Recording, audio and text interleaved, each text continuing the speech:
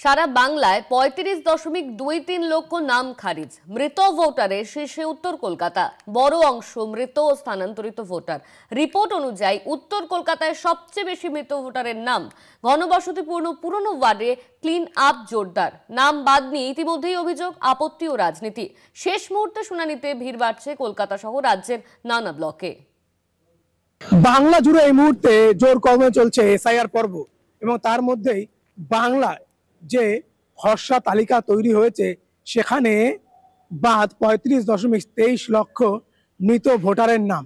এদের মধ্যে সর্বাধিক উত্তর কলকাতায় রয়েছে, যেখানে মৃত ভোটার এবং স্থানান্তরিত ভোটারের সংখ্যা সবচাইতে বেশি। এবং এই যে তালিকা থেকে নাম বাদ দিয়েছে, স্বাভাবিকভাবে সেই নিয়ে যেমনভাবে রাজনৈতিক তরজা তুঙ্গে উঠেছে, একই সঙ্গে বিতর্ক এবং আপত্তিও জোরালো হয়েছে। এবং শেষ মুহূর্তে যে শুনানি পর্ব চলছে সেখানে সব থেকে বেশি মানুষ ক্যাম্পগুলোতে বা ব্লকগুলিতে, বিশেষ করে কলকাতা সহ রাজ্যের বিভিন্ন ব্লকে ভিড় জমাচ্ছেন।